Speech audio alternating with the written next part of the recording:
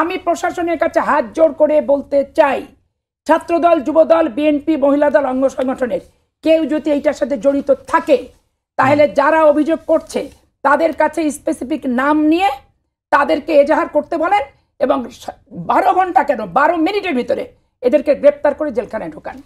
আন্দোলনের সূত্রপাত, আন্দোলনের নেতৃত্ব, শহীদের সংখ্যা, আহতদের সংখ্যা, বাংলাদেশের মানুষ ছাত্রদেরকে ছাত্ররাই তো আর্মি আসলে যদি নিরপেক্ষ না হতো, আপনি মনে কি করবেন যেটা সফল হতো কখনো? আর্মি নিরপেক্ষতা ছাড়া বিগত কোনো আর্মি জেনারেল নিরপেক্ষ হয়নি, আন্দোলনে সফলতা আসেনি। ছাত্ররা যদি আন্দোলনেই সবকিছু করে থাকে, তারা বেছে বেছে আন্দোলন করবে শিক্ষা প্রতিষ্ঠানে নিয়ে, যেটা হবে না। খুলনার ওই ছেলের জন্য ছাত্রদেরকে আন্দোলন করতে হবে, মিটফোর্ডের ঘটনার জন্য ছাত্রদেরকে আন্দোলন করতে হবে। ইসলামিক মতবাদের পার্থক্য থাকার কারণে মাদানী হুজুর যে জীবন মৃত্যুর সন্নিকটে আছে, সেইটা নিয়েও তাদেরকে আন্দোলন করতে হবে। এবং নরসিংদীর ঘটনায় যে আরেকজন ঘটনা ঘটছে, সেটাকে নিয়েও তাদের আন্দোলন করতে হবে।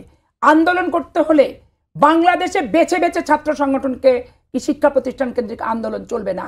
বাংলাদেশের তো ছাত্র সংগঠন নাই। 1996 সালের পরে থেকে 2018 বলেন 24 বলেন, কোনো ছাত্র সংগঠনের নেতৃত্ব কি গড়ে উঠছে প্রকাশ্যে?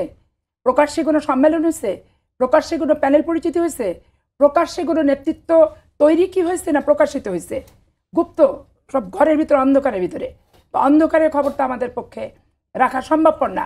এই যে রেজাল্ট বেরোচ্ছে, রেজাল্টে কতগুলো শিক্ষা প্রতিষ্ঠানের ফেলের সংখ্যা, মানে পাশের কোনো সংখ্যাই নেই। এটার কারণটা কি? ফেলের সংখ্যা ডে বাই ডে বাড়ছে কেন? ওই অপ্রয়োজনীয় জিনিসে যত মাথা পড়বে ছাত্ররা, ততই দেখবেন লেখাপড়া থেকে তারা বিচ্ছিন্ন হচ্ছে। আমরা যখন স্টুডেন্ট ছিলাম, তখন বাংলাদেশে বহুত রাজনৈতিক ঘটনা ঘটতো, রাজনৈতিক হত্যা। তো রাজনৈতিক হত্যার বাইরে আমরা শিক্ষা প্রতিষ্ঠানে ওই বিক্ষিপ্ত বিচ্ছিন্ন কোনো ঘটনা নিয়ে মিছিল, মিটিং আর আন্দোলন আর ওগুলো করে বেড়ায়নি। প্রত্যেকটা জিনিস অমানবিক। তাহলে ছাত্রদের লেখাপড়ার প্রতিষ্ঠান কেন্দ্রিক কি কাজটা তারা করবে বলেন? কিন্তু এই ছাত্ররাই তো আপনার জুলাইয়ের অভ্যুত্থান ছাত্ররা করছে, এটা আপনার সাথে আমার দ্বিমত আছে।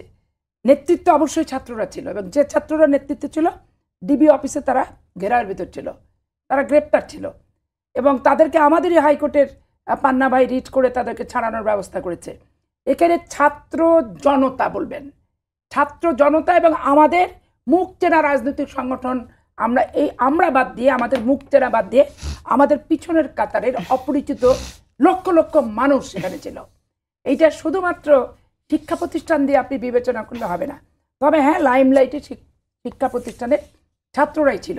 আন্দোলনের সূত্রপাত, আন্দোলনের নেতৃত্ব, শহীদের সংখ্যা, আহতদের সংখ্যা, বাংলাদেশের মানুষ ছাত্ররাই তো আর্মি আসলে যদি নিরপেক্ষ না হতো, আপনি মনে কি করবেন যেটা সফল হতো কখনো? আর্মি নিরপেক্ষতা ছাড়া বিগত কোনো আর্মি জেনারেল নিরপেক্ষ হয়নি, আন্দোলনে সফলতা আসেনি।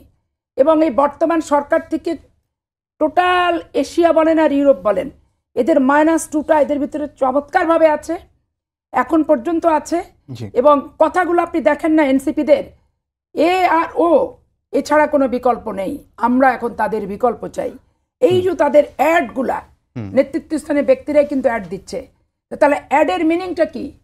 যেন তেন পদ্ধতিতে হোক বিএনপিকে একটা বিব্রতকর পরিস্থিতিতে ফেলা, রাষ্ট্র থেকে শুরু করে রাষ্ট্রের অনুমোদনপ্রাপ্ত, রাষ্ট্রের গর্ভে জন্মপ্রাপ্ত সদ্য নবজাতক এনসিপি থেকে শুরু করে জামাত ইসলাম এবং ইসলামিক মোর্চাগুলার সবাই দেখেন একসাথে বিএনপির বিরুদ্ধে কথা ছাড়া। বিএনপির মনে হচ্ছে কোনো গুণই নাই, বাংলাদেশের জন্য বিএনপি কিছুই করেনি, এবং বাংলাদেশের রাষ্ট্রীয় ক্ষমতায় এবং বিরোধী দল থাকা অবস্থায় মনে করছে শুধু আমরা দুর্নীতি, অপকর্ম, হত্যা, সন্ত্রাস, খুনি করে বেরিয়েছি। পরবর্তী প্রশ্নটা করি, সেটা হলো যে আপনাদেরও একজন সাবেক যুব দলের নেতা খুলনায় নৃশংসভাবে হত্যার শিকার হয়েছেন, গুলি এবং রকেটে হত্যা করা হয়েছে। এই প্রসঙ্গে আপনারা আসলে এখন পর্যন্ত আমরা জানতে পাইনি হত্যার সঙ্গে কারা জড়িত। এই প্রসঙ্গে আপনার মন্তব্য কি সেটা জানতে চাবো। একই সঙ্গে জানতে চাইবো যে শরীয়তপুরে বাস চলাচল বন্ধ আছে, কারণ হচ্ছে সেখানকার যুব দলের নেতারা 5 কোটি টাকা চাঁদার দাবি করেছে। এখন আমার এই ব্যাপারে আমি খুলনারটা বলে দিচ্ছি আপনাকে স্পষ্ট করে। ছাত্ররা যদি আন্দোলনেই সবকিছু করে থাকে, তারা বেছে বেছে আন্দোলন করবে শিক্ষা প্রতিষ্ঠানে নিয়ে, যেটা হবে না। খুলনার ওই ছেলের জন্য ছাত্রদেরকে আন্দোলন করতে হবে, মিটফোর্ডের ঘটনার জন্য ছাত্রদেরকে আন্দোলন করতে হবে। ইসলামিক মতবাদের পার্থক্য থাকার কারণে মাদানী হুজুর যে জীবন মৃত্যুর সন্নিকটে আছে সেইটা নিয়েও তাদেরকে আন্দোলন করতে হবে। এবং নরসিংদীর ঘটনায় যে আরেকজন ঘটনা ঘটছে সেটাকে নিয়েও তাদের আন্দোলন করতে হবে। আন্দোলন করতে হলে বাংলাদেশে বেছে বেছে ছাত্র সংগঠনকে কি শিক্ষা প্রতিষ্ঠান কেন্দ্রিক আন্দোলন চলবে না। এত বড় একটা ঘটনা ঘটলো, কুষ্টিয়াতে বিশ্ববিদ্যালয় আছে, খুলনাতে একটা খুলনা বিশ্ববিদ্যালয়, একটা কুষ্টিয়া বিশ্ববিদ্যালয়, BL college, Azam Khan commerce college. ওই ছাত্ররা মিছিল করলো না কেন? কেন প্রতিবাদ করলো না? এমনও তো ঘটনা আছে, প্রথম আলোতে 4 দিন আগে উঠছে দেখেন যে সে 15 বছর এলাকাতে থাকতে পারেনি, এই সরকারের পতনের পর এলাকায় গেছে। কিশোর গ্যাংয়ের অপরাধকে দমন করার জন্য সে সক্রিয় ভূমিকা রাখার কারণে কিশোর গ্যাংয়ের হাতে সে হত্যা হয়েছে। সে যুবদলের শরীয়তপুরে যেটা একবারে তদন্ত করে বিএনপি বলে চালালে হবে না। প্রথম আলোর নিউজে দেখবেন চমৎকার করে আসছে যে ইয়ের ঘটনা, আপনার চট্টগ্রামের ঘটনা এবং দিনাজপুর ঠাকুরগাঁর যে ঘটনা, যে বিএনপি যুবদল বলে যে চালালো, আসলে প্রথম আলো ইনভেস্টিগেট করে দেখলো যে যুবদলের তাদের কখনোই কোনোদিন কোনো পোস্ট পজিশন কোনো কিছু ছিল না এইটা। আর তাদের উপসম্পাদকীয়তে দেখবেন সোহরাব হোসেন সাহেব লিখেছে চমৎকার করে এই পত্রিকাটাতে, প্রথম আলোতে স্পষ্ট করে। এখন এই যে লিখে দিল শরীয়তপুরে 5 কোটি টাকা 50 কোটি টাকা চাঁদাবাজি, চমকপ্রদ তথ্য দিল।